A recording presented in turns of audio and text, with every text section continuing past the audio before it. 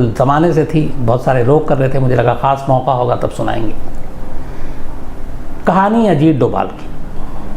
हम सब जासूसी दुनिया के बारे में बात करते हैं तो अमूमन ये होता है, मुझे लगता है आप सभी के साथ हुआ होगा कि कोई जासूस था, अब वो इस दुनिया में नहीं है, क्या उसके किस्से थे, कैसी जासूसी की। ऐसे बड़े कम होते हैं कि जिनके बारे में हम बात कर रहे हैं और वो जासूस हमारे सामने, हमारे आसपास है।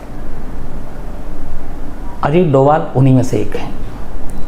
हिंदुस्तान का जेम्स बॉन्ड भी कहा जाता है। 37 साल पुलिस की नौकरी की, 7 साल लेकिन सिर्फ पुलिस की वर्दी पहनी, और 30 साल तक वो जासूसी ही करते रहे। इन 30 में भी 5 साल मैं हटाऊं तो शायद 20-25 साल तक अजीत डोभाल का चेहरा या पूरा नाम कोई जानता भी नहीं था, इसलिए कि उन्होंने हमेशा अपने आप को छुपा के रखा। और शायद ये मजबूरी भी है, क्योंकि जब आप जासूसी की दुनिया में होते हैं, आप जब जासूसी करते हैं तो आपको अपनी शख्सियत, अपनी असलियत, अपनी पहचान, अपना चेहरा सब छुपाना पड़ता है। अजीत डोभाल ने यही किया। अपने 37 साल की नौकरी में करीब 20 से 25 साल वो एक तरह से गुमनाम रहे। सरकारी हलके में जिस डिपार्टमेंट में काम करते हैं वो लोग ज़रूर जानते थे, लेकिन बाकी कोई नहीं जानता था, क्योंकि काम ही ऐसा था। शायद बहुत सारे ऐसे मिशन थे जो उनकी फैमिली को भी नहीं पता था। इस 37 साल की अपने करियर में, जिसमें से 30 साल मैं जासूस की दुनिया में रखता हूँ, क्योंकि 7 साल उन्होंने सिर्फ पुलिस की वर्दी पहनी थी। बहुत सारे भेष बदले, कभी मोची भी बने, कभी रिक्शा वाला बने, कभी नाम बदल कर, मज़हब बदल कर दूसरे मज़हब के भी बने, धर्म के बने, तो अलग अलग रूप धारण किया। डायरेक्ट आतंकवादियों के गढ़ में जाकर बातचीत की, और ये भी मालूम था कि अगर पकड़े गए या सच्चाई पता चल गई तो जान जा सकती है, लेकिन ये सारा जोखिम उठाया, और जोखिम उठाने वाला ही हीरो होता है। तो ये सब कुछ किया। एक शायद अभी कसक रह गई है, कारनामे बहुत सारे भरे पड़े हुए हैं। दाऊद इब्राहिम को भारत वापस लाना, शायद ये भी पूरा हो चुका होता कुछ साल पहले, अगर अपनी ही पुलिस अजीत डोभाल को धोखा ना देती तो। वो कहानी आगे बताएंगे। अजीत डोभाल की ज़िंदगी में 3 दशक 70, 80 और 90, ये तीनों दशक सबसे इम्पोर्टेंट रहा, और इन 3 दशक में उन्होंने वो कारनामे कर दिखाए जो हिंदुस्तान में जासूसी की दुनिया में बहुत कम लोगों ने किया है। आज भी आप उनको टीवी और बाकी जगह पर देखते होंगे। 75 साल की उम्र है इस वक्त, कहीं से नहीं लगते कि अजीत डोभाल 75 ईयर ओल्ड है। वैसी एक्टिव, वैसी ही चीज़ें। इस दौरान में अपने काम और कामयाबी की वजह से उनके बहुत सारे दुश्मन भी बने, उनकी अब सुरक्षा भी बहुत ज़्यादा है। NSA भी हैं, नेशनल सिक्योरिटी एडवाइज़र, लेकिन उनको कैबिनेट रैंक के मिनिस्टर का एक दर्जा भी मिला हुआ है, और अपने प्राइम मिनिस्टर नरेंद्र मोदी के एकदम भरोसेमंद। 20 जनवरी 1945, 20 जनवरी 1945 को उत्तराखंड में एक जगह है घिरी बनेलसियो। घिरी बनेलसियो आता है पौड़ी गढ़वाल में। यहीं पैदा हुए अजीत डोभाल। अजीत डोभाल के जो पिता थे GN डोभाल, बल्कि मेजर GN डोभाल, ये इंडियन आर्मी में थे। तो एक फ़ौजी के घर में जन्म लिया, और उसके बाद स्कूलिंग की, और फिर कॉलेज की पढ़ाई के लिए वो अजमेर मिलिट्री स्कूल में गए, बल्कि स्कूल में वहीं गए, अजमेर मिलिट्री स्कूल में उन्होंने पढ़ाई की। अजमेर मिलिट्री स्कूल से निकलने के बाद इकोनॉमिक्स में MA करने के लिए ये आगरा यूनिवर्सिटी पहुंचते हैं, और आगरा से फिर ये मास्टर करते हैं। ये शायद 66 की बात थी, 1966। इकोनॉमिक्स में मास्टर करने के बाद 1967 में UPSC के एग्ज़ाम में बैठते हैं, और पहले अटैम्प्ट में UPSC क्लियर कर IPS बन जाते हैं। इनको जो होम कैडर मिलता है वो मिलता है केरल का। पैदाइश उत्तराखंड की, पढ़ाई राजस्थान में स्कूल की, कॉलेज की पढ़ाई यूपी में, और UPSC में कैडर केरल में। तो 4 स्टेट अभी तक इसी उम्र में वो अलग अलग देख चुके थे। इसके बाद केरल कैडर मिलता है, और केरल कैडर में वो पहुंचते हैं, और वहाँ पे ज्वाइन करते हैं ASP के तौर पर। ये इनकी पहली नौकरी थी पुलिस फोर्स में। 68 में ये IPS बने। ट्रेनिंग के बाद ज्वाइनिंग हुई। ज्वाइनिंग के लगभग 1.5 साल भी नहीं हुए थे कि 28 दिसंबर 1971 को एक केरल में कुन्नूर ज़िला है, और कुन्नूर ज़िले में एक इलाका आता है जिसका नाम है थलासेरी। थलासेरी में दंगा हो गया। दंगे में हिंदू मुस्लिम दोनों आमने सामने थे, एक दूसरे को लूटपाट, घरों को लूट लिया, दुकानें लूट ली, माहौल बड़ा तनावपूर्ण था। और वहाँ पे उस वक्त जो पुलिस अफसर थे शायद उसको वो कंट्रोल नहीं कर पा रहे थे। तब करुणाकरन गृह मंत्री थे और अजीत डोभाल बिल्कुल एक यंग आईपीएस अफसर के तौर पे बहाली हुई और ये उनको अभी तक जो उन्होंने काम किया, थोड़े ही दिन में लोगों को, उनके साथियों को पता चल लगा था कि ये बड़ा दबंग इंसान है। तो जैसे ही ये थलासेरी में ये दंगा हुआ 28 दिसंबर 1971 को, करीब 2 दिन तक खूब लूटपाट हुई, कंट्रोल में हो नहीं रहा था। तब केरल गवर्नमेंट ने ये फैसला किया कि अजीत डोभाल एक यंग आईपीएस अफसर, इसको भेजते हैं इस इलाके में, और अजीत डोभाल को थलासेरी भेज दिया गया। अजीत डोभाल वहाँ पहुँचते हैं। पहला इनका मेजर और बड़ा टास्क था, ये दंगे के इलाके में बेखौफ घूमते हैं और सबसे पहले ये काम करते हैं कि लोगों को समझाकर और वो लोगों को आइडेंटिफाई करते हैं जो इस दंगे के पीछे हैं, उन सबको उठा कर अंदर करते हैं और उसके बाद उनके ज़रिए पूछते हैं कि जो लूटा हुआ माल है दंगे में, जो लोगों ने लूटा है दुकानों और जिससे लोग गुस्से में थे, वो कहाँ है। उन माल की बरामदगी करवाते हैं और उन लोगों को, जिन जिन लोगों से ये माल लूटा गया था, जिनकी दुकानों से, जिनके घरों से, वो वापस वो सामान उनके घर में पहुंचाते हैं। ये सारी चीज़ें करने में 2 दिन का वक्त लगता है और 2 दिन में हालात एकदम कंट्रोल में आ जाता है, लोग शांत हो जाते हैं। अजीत डोभाल की पहली बार कामयाबी यहीं से शुरू हुई कि एकदम नए आईपीएस, और वो जाकर एक ऐसे हालात में 2 दिन में दोनों समुदाय के लोगों को समझाकर मामले को शांत करा देते हैं, उनके लूट के माल भी वापस दिलवा देते हैं और इसके बाद उनकी वाहवाही शुरू हो जाती है। इस काम का जिक्र केरल से लेकर दिल्ली तक होता है और इसी के बाद ये चूँकि 28 दिसंबर 71 की बात थी, जनवरी 1972 शुरू हो गया। इसके बाद उनको दिल्ली बुला लिया जाता है सेंट्रल सर्विसेज के लिए। जिस तरीके से दंगे को हैंडल किया, दिल्ली आने के बाद इन्हें फिर खुफिया ब्यूरो यानी आईबी में डिपुटेशन पे भेज दिया जाता है। यहाँ से इनके जासूस बनने की कहानी शुरू होती है। पुलिस में थे लेकिन उसके बाद दिल्ली भेजा गया इनके कारनामे की वजह से जो इन्होंने दिखाया केरल में उस दंगे वाले इलाके में। और अजीत डोभाल का शौक भी वो था कि जासूसी की दुनिया में एक तरह से कदम रखना। 1972 में दिल्ली आने के बाद आईबी में इनकी पोस्टिंग होती है। कुछ दिन तक ये दिल्ली में रहते हैं, डेस्क वर्क देखते हैं और फिर उसी दौरान में 70s में मिज़ोरम में अचानक कुछ हलचल हो गई थी। मिज़ोरम में कहानी ये हुई थी कि वहाँ पे जो मिज़ो नेशनल फ्रंट या मिज़ो नेशनल आर्मी, जिसके नेता थे लाल डेंगा, ये नाम आपने सुना होगा, तो लाल डेंगा ने एक मूवमेंट चला रखा था और वो ये था कि मिज़ोरम को भारत से अलग एक आज़ाद मुल्क या आज़ाद देश के तौर पे मान्यता दी जाए और मिज़ोरम भारत के साथ नहीं रहना चाहता था, वो एक आज़ाद देश के तौर पर रहना चाहता था। और इसी वजह से लाल डेंगा की अगुवाई में Mizo national front, Mizo national army ने वहाँ पे बाकायदा खून खराबा कर रखा था।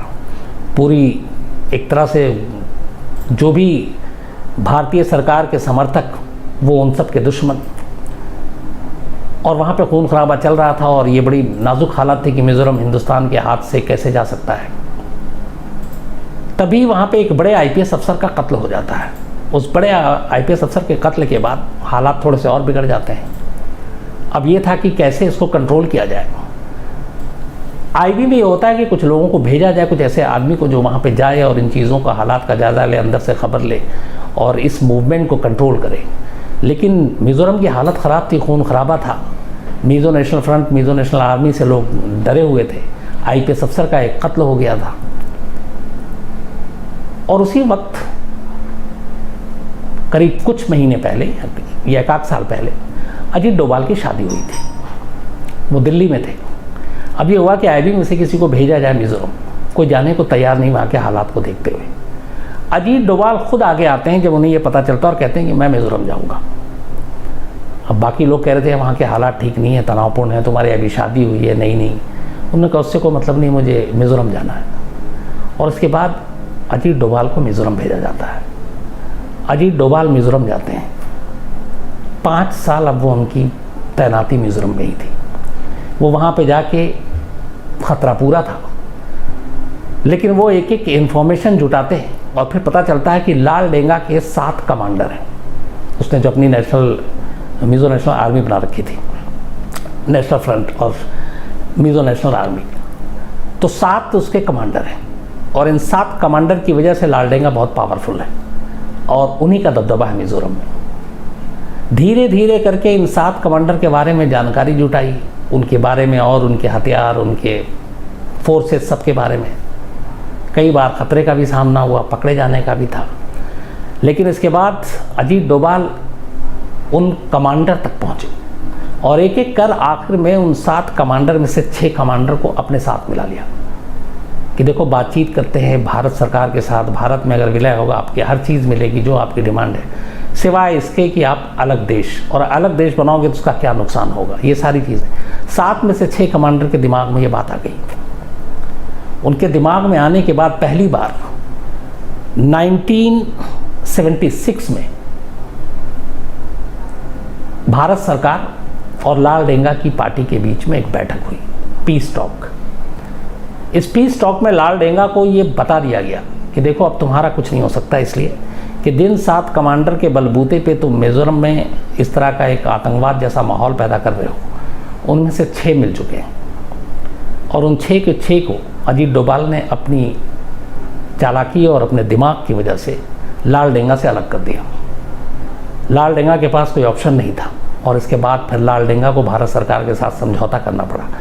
Mizo national front, Mizo national army, ये सारी चीज़ें भारत से अलग होने की बात अलग हो गई।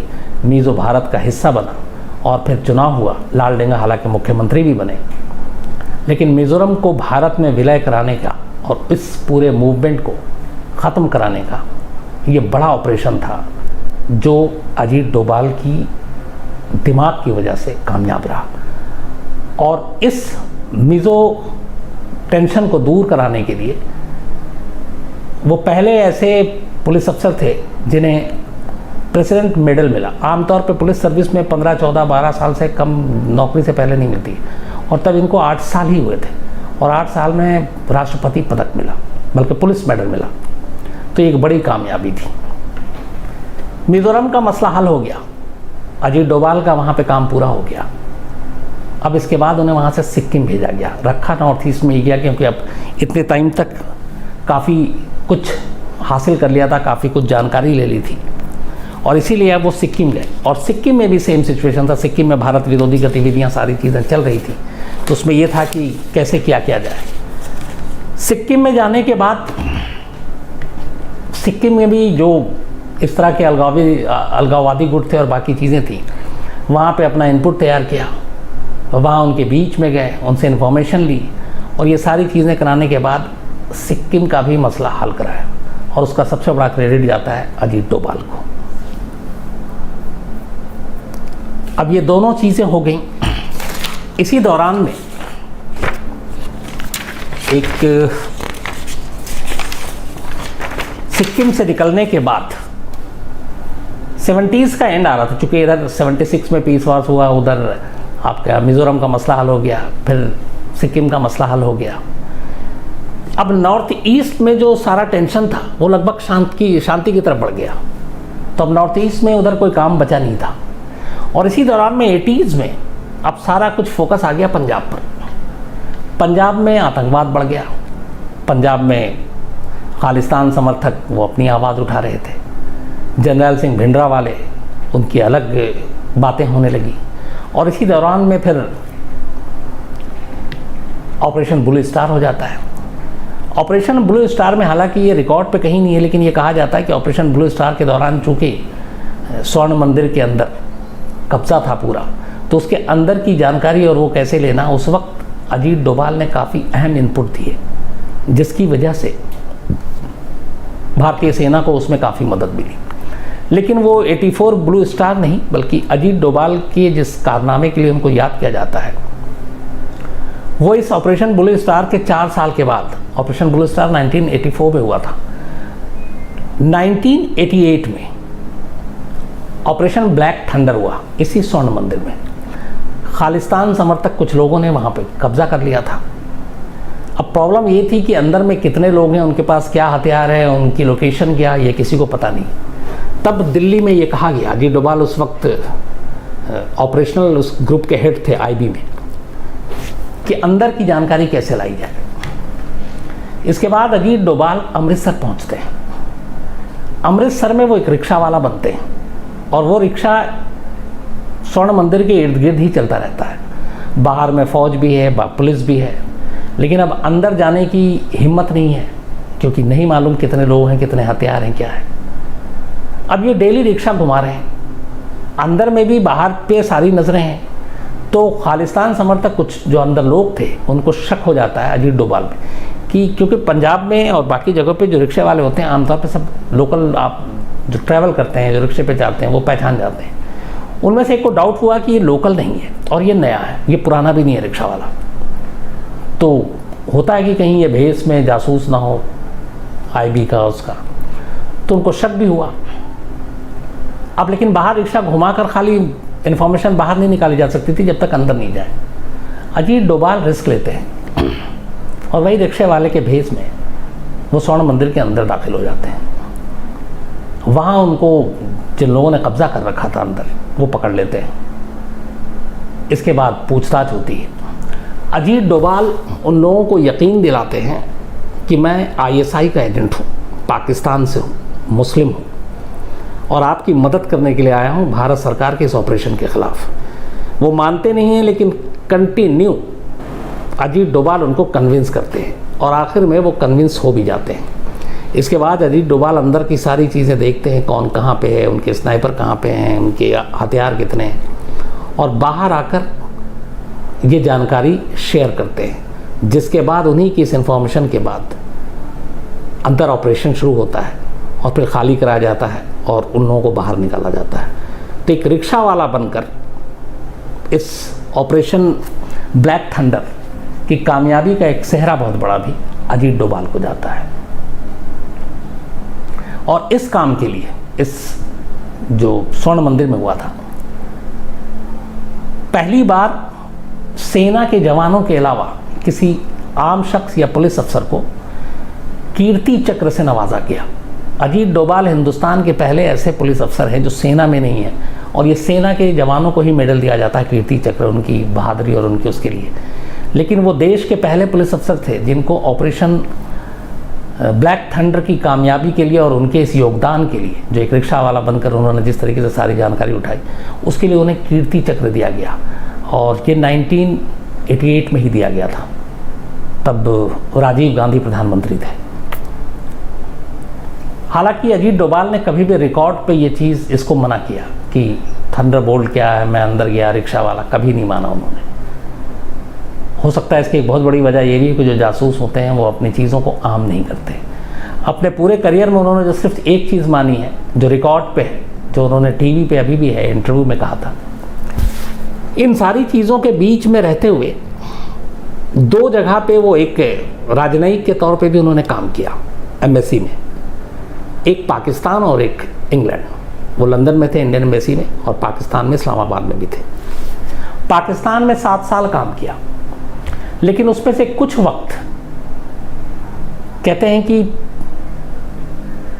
5-6 साल एम्बेसी में थे, लेकिन कुछ वक्त एक जासूस के तौर पे भी उन्होंने काम किया और इस जासूसी के दौरान वो लाहौर भी पहुंचे। और वहीं का एक जिक्र है कि एक बार अजीत डोभाल लाहौर में गुजर रहे थे। जब वो गुजर रहे थे तो लाहौर में एक बहुत मशहूर किसी औलिया बाबा की मज़ार थी। वो उस मज़ार के पास से जब जाने लगे तो एक बुज़ुर्ग आदमी जिसकी लंबी दाढ़ी थी वो अजीत डोभाल के पास आता है और धीरे से कहता है कि तुम हिंदू हो। अजीत डोभाल चौंक जाते हैं, कहते नहीं मैं मुस्लिम हूँ। तो नहीं तुम हिंदू हो। तो बोला कि कैसे आप? तो बुजुर्ग कहता है कि तुम्हारा कान छिदा हुआ है और ये हिंदू ही छिदवाते हैं, मुस्लिम नहीं। अजीत डोभाल को कुछ समझ में आता है, इससे पहले बोला आओ मेरे साथ। उसके बाद वो उस औलिया के मज़ार से 2-3 गली अंदर ले गया, एक छोटे से घर में, एक छोटे से कमरे में अंदर ले जाकर दरवाज़ा बंद किया। उसके बाद बोला कि तुम हिंदू हो। बोले नहीं मैं नहीं हूँ। फिर बोला ये कान जो छिदा हुआ है इससे मैं बता रहा हूँ। उन्होंने कहा कि नहीं मैं पहले था लेकिन बाद में कन्वर्ट हो गया, मैं हिंदू था लेकिन इस्लाम कबूल कर लिया। बोले नहीं तुम कन्वर्ट भी नहीं हुए हो। तो अजीत डोभाल परेशान कि ये हो क्या रहा है, ये कैसे मालूम। तब उसने बताया, कमरे के अंदर ले ही गया था, एक अलमारी खोली और उसने दिखाया सामने गणेश जी और एक और भगवान की मूर्ति, और उसने कहा कि मैं खुद हिंदू हूँ, मेरे परिवार को मार डाला गया, मैं यहाँ पे बचा हुआ हूँ, लेकिन अब मैं ऐसे ही, मुझे सब लोग यहाँ पे एक इस औलिया के मज़ार का एक मुअज़्ज़िज़ बाबा मानते हैं और मैं इसीलिए यहाँ पे मुस्लिम बनकर ही रह रहा हूँ। तो उसने कहा कि सिर्फ तुम्हारे कान छेदे होने की वजह से मैंने पहचान लिया। तब अजीत डोभाल ने बाद में इसका जिक्र किया कि उत्तराखंड के जिस इलाके से आते हैं, उस ज़माने में 45 में इनकी पैदाइश हुई थी, उस ज़माने में लड़कियों के अलावा लड़कों के भी कान छेदे जाते थे। ये पहाड़ में कुछ जगहों पे ऐसा है। तो उन्होंने कहा बाद में मैंने, हाँ, उस बुज़ुर्ग ने फिर ये कहा कि तुम इसकी प्लास्टिक सर्जरी करा लो, इसको बंद करा लो, नहीं तो तुम मुश्किल में आ जाओगे। तो ये एक उसका जिक्र किया था। तो पाकिस्तान में रहे, पाकिस्तान के लिए भी, पाकिस्तान के अंदर जासूसी की, वहाँ पे एम्बेसी में रहा है। और आप उनकी पूरी बातचीत देखें, उर्दू ज़ुबान, तलफ़्फ़ुज़, प्रोनाउंसिएशन, कोई पकड़ ही नहीं सकता है कि ये अजीत डोभाल है। को कोई भी मोहम्मद डोभाल मान सकता है, अगर मोहम्मद के साथ डोभाल कोई नाम हो तो आप पकड़ ही नहीं सकते पूरी ज़ुबान और भाषा से। तो ये जाहिर सी बात है पूरी ट्रेनिंग का एक हिस्सा था उनके। तो पाकिस्तान से रहने के बाद पंजाब का मसला फिर हल हुआ 70s में, नॉर्थ ईस्ट 80s में पंजाब, अब पंजाब भी शांत हो गया, operation blue star, operation Thunderbolt, इसके अलावा ब्लैक थंडर के बाद 90s में अब अचानक, बल्कि 80s के एंड में और 90s के बिगिनिंग में अब कश्मीर में जो है वो हालात बिगड़ने शुरू हो गए, कश्मीर में टेररिज्म बढ़ने लगा। तो अब अजीत डोभाल का अगला टास्क होता है कि आप कश्मीर जाइए। ये कश्मीर जाते हैं डायरेक्ट। उस वक्त कश्मीर में ये था कि पाकिस्तान जो है लगातार स्पॉन्सर कर रहा था और उसने ये कहा था कश्मीर के अलग अलग नौजवानों को कि तुम एक काम करो, तुम हिंदुस्तान के ख़िलाफ़ बस लड़ाई लड़ो, खून बहाओ, आर्मी पे अटैक करो, पुलिस को मारो, हम तुम्हें पैसे देंगे और उसके बाद जब तुम्हारा थोड़ा सा ताकत बढ़ जाएगी तो फिर हम आकर तुम्हें आज़ाद करा लेंगे। ये पट्टी पढ़ाई थी पाकिस्तान में। उसी वजह से, पाकिस्तान की वजह से टेररिज्म बढ़ रहा था 90 के दशक में। अजीत डोभाल अब कश्मीर पहुंचते हैं। सबसे पहले वो उन लोगों को पता करते हैं जो लोग पाकिस्तान के बहकावे में आकर टेररिज्म कर रहे हैं, और सब कश्मीरी थे उसमें से ज़्यादातर। उनमें से कुछ लोगों का वो ब्रेन वॉश करना शुरू करते हैं, कहते हैं कि देखो पाकिस्तान तुम्हें उल्लू बना रहा, तुम बातचीत के टेबल पर आओ, तुम्हें जो चाहिए सब कुछ चाहिए, भारत सरकार देने को तैयार है, फिर क्यों खून खराबा कर रहे हो और पाकिस्तान तुम्हारी क्या मदद कर लेगा। बहुत सारे लोगों को समझाया। उनमें से एक शख्स था कूका पारे।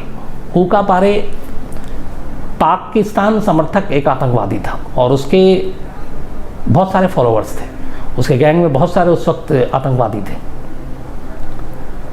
अजीत डोभाल ने कूका पारे को टारगेट किया और कई मुलाकात के बाद उसको अपने साथ मिलाया, उसका ब्रेन वॉश किया और उसे फिर कहा कि ये सब गलत है, और कूका पारे तैयार हो गया। अपने 250 लोगों के साथ उसने पाकिस्तान के खिलाफ ये मोर्चा खोल दिया। एक आतंकवादी जो पाकिस्तान के लिए काम कर रहा था, जाहिर सी बात उसके पास सारी सूचना इन्फॉर्मेशन, अब वही आतंकवादी पाकिस्तान के खिलाफ हो गया। 250 अपने साथियों के साथ पाकिस्तान इसे तिलमिला गया, और कूका पारे की इस आपस में मिलाने के बाद तब ये मुमकिन हो पाया। कश्मीर जो उस वक्त तक आतंक से झुलस रहा था, अजीत डोभाल ने जब ये सारा काम किया तो एक प्लेटफॉर्म, एक रास्ता तैयार हुआ। 1996 में कश्मीर में चुनाव कराने का रास्ता तैयार हो गया और 1996 में इलेक्शन हुए विधानसभा के, जिसमें कूका पारे ने अपनी एक पॉलिटिकल पार्टी बनाई, शायद इख्वानुल मुस्लिमीन या किसी और नाम, अगर मैं सही हूँ तो, और चुनाव लड़ा और वो चुनाव जीता, एमएलए बन गया। लेकिन ये अजीत डोभाल की पूरी कोशिश थी। हालांकि 2003 में कूका पारे जो पाकिस्तान के ख़िलाफ़ होकर अब एक मुख्य धारा में आ गया था, चुनाव भी लड़ा, एमएलए बना, एक एम्बुश में, एक उसमें अटैक में पाकिस्तान समर्थक आतंकवादियों ने उसे मार डाला, तो कूका पारे की मौत हो गई। लेकिन कश्मीर में टेररिस्ट के साथ घुसकर बातचीत करके जिस तरीके से ये सारी चीज़ें अजीत डोभाल ने की, वो भी एक बड़ी कामयाबी के तौर पे माना जाता है। तो 96 में इलेक्शन हो गया, सारी चीज़ें हो रही थी। अब इसी दौरान में 99 आ जाता है और 1999 में एक बहुत बड़ा क्राइम होता है। IC-814 इंडियन एयरलाइंस का एक प्लेन जो काठमांडू से दिल्ली आ रहा था, उस प्लेन को हाईजैक कर लिया जाता है, जिसमें 189 पैसेंजर थे, क्रू मेंबर थे।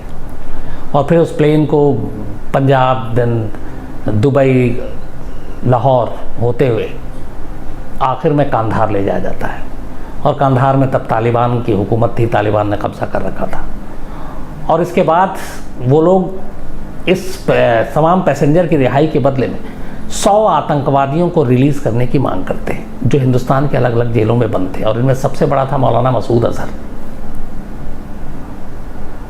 3 लोगों को, जो उस वक्त की सरकार थी, अटल बिहारी वाजपेयी प्रधानमंत्री थे, लालकृष्ण आडवाणी जी उस वक्त गृह मंत्री थे, तो ये 3 लोगों को एक टीम बनाई जाती है जो आतंकवादियों से बातचीत करे, नेगोशिएशन करे।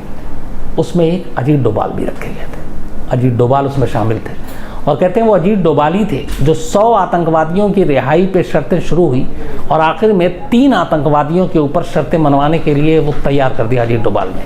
और फिर उन 3 आतंकवादियों को लेकर मौलाना मसूद अजहर और उसके साथ 2 और साथी, उनको कांधार में ले आके छोड़ा गया और बाकी के सारे जो पैसेंजर थे उनको बाहिफाजत हिंदुस्तान लाया गया। करीब 7 दिन का ये पूरा हाईजैकिंग का किस्सा चला था। एक सिर्फ रूपम कत्याल था जिसकी मौत हो गई थी, बाकी सारे पैसेंजर सही सलामत हिंदुस्तान लाए गए। और इस पूरे नेगोशिएशन के लिए भी अजीत डोभाल को एक बड़ा माना जाता है कि उनकी वजह से 100 आतंकवादियों से सिर्फ 3 तक बात आकर पहुंची थी। एक और उनकी लंबी जो कामयाबी की लिस्ट है, 1991 में खालिस्तान लिबरेशन फ्रंट ने एक इंडिया में रोमानिया के एम्बेसडर लिविड राडू का किडनैप कर लिया था। और इसकी रिहाई के लिए उस वक्त फिर जिस तरीके से बातचीत हुई उसमें अजीत डोभाल शामिल थे, खालिस्तान लिबरेशन फ्रंट के टेररिस्ट और बाकी उनमें से घुसपैठ जो उनके अपने सारे वो थे नेटवर्क। और उसके बाद उन्हीं की बातचीत का ये नतीजा था कि आतंकवादियों ने रोमानिया के एम्बेसडर को रिलीज़ कर दिया सही सलामत, वरना बड़ा टेंशन था उस वक्त कि अगर कुछ हो गया तो भारत के इंटरनेशनल लेवल पे बहुत थूथू होगी, बदनामी होगी। ये सारी चीज़ें चलती रहीं। इसी दौरान में एक और बहुत बड़ा एक कामयाबी मिल सकती थी अजीत डोभाल को। दाऊद इब्राहिम की बेटी की शादी जावेद मियादाद जो क्रिकेटर हैं उनके बेटे जुनैद के साथ होनी थी। और ये शादी जो है, इसका रिसेप्शन जो है वो दुबई में रखा गया था। दुबई में ग्रैंड हयात होटल है, वहाँ पर रिसेप्शन होना था। और उस शादी में ये पक्का था कि दाऊद इब्राहिम भी आएगा क्योंकि उसकी बेटी भी थी। तो ये प्लान किया गया कि क्यों ना उसी होटल में अपने कुछ लोगों को भेजकर दाऊद इब्राहिम का काम तमाम किया जाए। इसके लिए उस वक्त अजीत डोभाल, उन्होंने 2 लोगों से बात की जो छोटा राजन गैंग के शूटर हुआ करते थे। और दिल्ली के एक 5 स्टार होटल में बाकायदा मीटिंग हुई इस कमरे में। इत्तेफाक से इस पूरी, और इसमें पूरा था, उनको ट्रेनिंग दी गई, उनके पासपोर्ट तैयार, दुबई में उनके सारी बुकिंग तैयार, सब कुछ, बस जाना है दुबई में और उसके बाद जो भी प्लान था उसके हिसाब से दाऊद को मारना था। बहुत ही खुफिया ऑपरेशन था ये। लेकिन इत्तेफाक से कुछ कहते हैं कि दाऊद इब्राहिम के बहुत सारे पेरोल पे पुलिस वाले भी काम करते हैं मुंबई में, ये पुराना इल्ज़ाम है। तो कहीं ना कहीं से किसी डिपार्टमेंट से ये खबर लीक हो गई और ये खबर दाऊद के ज़रिए कहते हैं कि मुंबई पुलिस तक पहुंच गई। मुंबई पुलिस की एक टीम एंड टाइम पे उस 5 स्टार होटल में पहुंचती है जहां पे उन दोनों शूटरों को अजीत डोभाल ब्रीफिंग दे रहे थे बहैसियत एक IB अफसर के।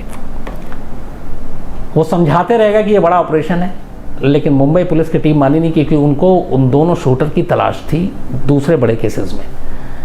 और वो उन दोनों को मुंबई की पुलिस जो है वो अपने साथ ले गई वापस मुंबई। और इस तरीके से ऐन वक्त पे ये जो पूरा ऑपरेशन था दाऊद को मारने का होटल ग्रैंड हयात में दुबई में, वो नाकाम रह गया। जिसका हालांकि इसको रिकॉर्ड पे आज भी अजीत डोभाल मानते नहीं हैं। उनसे एक इंटरव्यू में किसी ने पूछा था कि ऐसा सा था आप, तो उन्होंने कहा नहीं, मैं तो उस वक्त टीवी पे फुटबॉल मैच देख रहा था जिस दिन की आप बात कर रहे हैं। हालांकि ये फैक्ट है कि दिल्ली के एक 5 स्टार होटल में ये पूरी मीटिंग हुई थी और ये सब कुछ होना था, लेकिन खैर नहीं हुआ। जिस IB में लगभग 30 साल एक जासूस की तरह उन्होंने काम किया, आखिर में उसी IB में उनको उस IB का जो सबसे बड़ा पोस्ट होता है डायरेक्टर का, वो पोस्ट दिया गया और वो IB डायरेक्टर रहे। IB डायरेक्टर रहते हुए 2004 में इनको IB डायरेक्टर बनाया गया था। 2005 जनवरी 2005 में ये रिटायर हो गया एबी के डायरेक्टर पद से। 68 में सर्विस ज्वाइन की, 2005 में रिटायर हुआ एबी डायरेक्टर से, मतलब 37 ईयर इन्होंने काम किया, जिसमें सिर्फ 7 साल से भी थोड़ा कम ही पुलिस के लिए काम किया, पुलिस की वर्दी पहनी। 30 साल सिर्फ जासूसी की। 96 तक तो कोई जानता भी नहीं था कि अजीत डोभाल का चेहरा और ये कैसा, क्योंकि ये जासूसी जिस तरीके से करते थे, अगर ये स्वर्ण मंदिर में घुस गए हैं एक रिक्शा वाला बनकर, तो उनका अगर चेहरा अखबार और टीवी में आता है तो फिर तो वो पकड़े जाएंगे। उसी तरह चाहे वो कश्मीर में हो, चाहे वो मिज़ोरम में हो, सिक्किम में हो, पाकिस्तान में हो, तो हमेशा अपने आप को एक जासूस के तौर पे इन्होंने छुपा कर रखा। कांधार हाईजैकिंग के बाद अजीत डोभाल का चेहरा पहली बार प्रमुखता से सामने आना शुरू हुआ था। 2005 जनवरी में रिटायर होने के बाद अजीत डोभाल ने फिर इंडियन सुरक्षा और बाकी चीज़ों पे लिखना शुरू किया, और पेपर में आर्टिकल लिखते थे, कॉलम लिखते थे, अलग अलग अखबारों में किताबें लिखी, और इसी तरीके से 4 साल बिताए। फिर 4 साल के बाद 2009 में इन्होंने एक विवेकानंद इंटरनेशनल फाउंडेशन खोला, और उसके ये डायरेक्टर। ये सारी चीज़ें चलती रही। इसी दौरान में फिर सत्ता पलटा। 2014 में नरेंद्र मोदी की सरकार आई, और अजीत डोभाल को 30 मई 2014 को NSA बनाया गया, नेशनल सिक्योरिटी एडवाइज़र। ये 5वें NSA हैं देश के। एक्चुअली 1998 में जब इंडिया ने सेकेंड परमाणु टेस्ट किया था, न्यूक्लियर टेस्ट, परमाणु बम परीक्षण, पहला इंदिरा गांधी के टाइम में हुआ था, 1998 में अटल बिहारी वाजपेयी जी के टाइम में हुआ था। तो उस टेस्ट के बाद ये डर था कि अमेरिका समेत बाकी लोग हिंदुस्तान के ऊपर बहुत सारे सैंक्शन लगा देंगे, आर्थिक प्रतिबंध लगा देंगे। तो विदेश, दूसरे देशों के राष्ट्राध्यक्ष और उन लोगों को समझाने के लिए तब 1998 में एक नया संगठन बनाया गया था, मतलब सरकार के अंदर, और वो था सिक्योरिटी काउंसिल। तो उसमें कई लोग थे जिनके काम ये था, नेशनल सिक्योरिटी काउंसिल, कि आप विदेश के लोगों को कन्विंस करें कि हमारा ये परमाणु परीक्षण है सेकंड, ये गलत इरादे से नहीं है, ना पड़ोसी को धमकाने के लिए, ये हमारे अपने विकास या अपने डिफेंस के लिए, क्योंकि पाकिस्तान ने भी बना रखा था।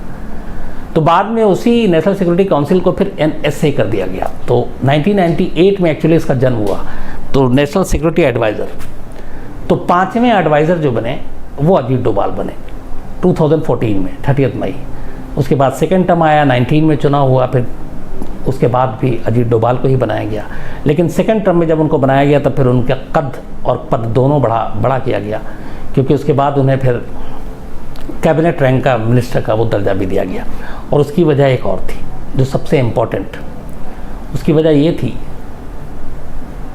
कि जिस तरीके से पुलवामा अटैक हुआ और उसके बाद पाकिस्तान में घुसकर सर्जिकल स्ट्राइक हुआ, इसको लेकर बहुत सारी बातें होती हैं कि सर्जिकल स्ट्राइक पहले भी भारत कर चुका है, लेकिन इस बार जो सर्जिकल स्ट्राइक हुआ और जिस तरीके से एक ख़ास टाइम, अंधेरा उजाला होने से पहले, रिस्क फैक्टर सबसे ज़्यादा, फिर इंटरनेशनल प्रेशर भी, फिर आपको ये भी देखना है कि बॉर्डर की लाइन क्या है, क्योंकि अगर आप पाकिस्तान की बॉर्डर को चीर कर निकल जाते हैं तो फिर वो युद्ध की कैटेगरी में आएगा। तो ये भी देखना है कि हमें ये बताना है कि हम वहाँ तक नहीं गए, तो उसके लिए फिर क्या है, तो टेररिस्ट का कैंप जहाँ पर है और वो POK में है, और POK वैसे ही विवादित है। तो इन सारी चीज़ों की प्लानिंग, हमला कैसे होना है, कौन सी टीम होगी, कितने बजे निकलना है, कहाँ से प्लेनें उड़ेंगी, इन सारी चीज़ों की रूपरेखा हालांकि सरकार के लेवल पे, आर्मी के लेवल पे सब लोगों ने बनाई, लेकिन कहते हैं इसके पीछे असली दिमाग अगर किसी एक शख्स का था तो अजीत डोभाल था। और अजीत डोभाल की वजह से ही, अजीत डोभाल थे, उनकी वजह से ही ये ऑपरेशन कामयाब रहा। हालांकि उसके बाद अपने अभिनंदन, गलती से उधर प्लेन गिरा और अभिनंदन पाकिस्तान के कब्ज़े में, और पाकिस्तान अभिनंदन को इतनी आसानी से नहीं छोड़ता, इसकी भी एक पूरी रिपोर्ट आई है। अभिनंदन को छोड़ने के लिए भी जो दबाव बनाया गया, कहते हैं उसके पीछे अजीत डोभाल का ही दिमाग। उन्होंने सीधे पहले तो US के जो अपने साथी हैं उनको फ़ोन किया, उनके ज़रिए फिर पाकिस्तान में जो US के एम्बेसडर हैं उनके ज़रिए, और बताया कि अगर कुछ हो गया और नहीं छोड़ा तो फिर इंडिया जो है वो रिटेलिएट करेगा और उसका अंजाम बुरा होगा। कहते हैं कि इन चीज़ों को पाकिस्तान को समझाया गया। हालांकि पाकिस्तान और उसके प्रधानमंत्री इमरान खान ने बाद में कहा कि हम गेस्चर के तौर पर छोड़ रहे हैं, लेकिन फैक्ट ये है कि वो गेस्चर के तौर पर नहीं छोड़े गए थे, बल्कि अजीत डोभाल का भी इसमें बहुत बड़ा रोल था, प्रेशर में लिया गया था और तब जाकर ये चीज़ें हुई।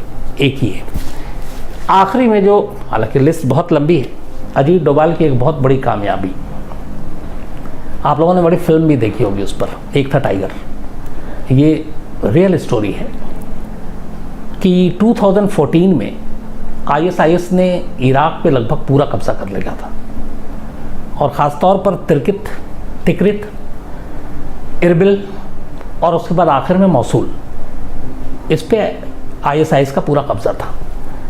उसी दौरान में तिक्रित में हमारी साउथ इंडिया की करीब 46 टोटल जो नर्सें थीं वो वहाँ पे हॉस्पिटल में काम कर रही थी।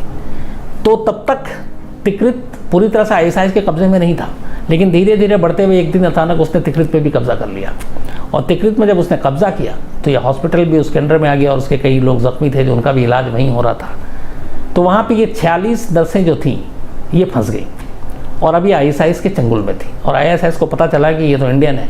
और आपको याद होगा ISIS शुरू से ही ब्रेन वॉश करके इंडिया के बहुत सारे मुस्लिम नौजवानों को अपने शामिल करना चाहता था इस ग्रुप में और इंडिया को लेके उसका ये भी था कि इंडिया में कुछ बड़े ऑपरेशन करने हैं।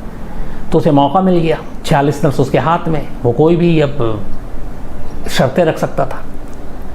अब इधर साउथ में इन नर्सों की फैमिली वाले की परेशानी जायज़ थी, वाजिब थी, वो परेशान, सरकार पे दबाव कि उनको वापस लाया जाए। अब क्या करें, क्योंकि इराक में हालात ये कि इराकी सरकार भी उतनी स्ट्रॉन्ग नहीं और इधर बगदादी लगातार मजबूत होता जा रहा है। ऐसे वक्त में भी जो एक शख्स सामने आया वो अजीत डोभाल थे। अजीत डोभाल बड़ी खामोशी के साथ जुलाई 2014 में इराक पहुंचते हैं।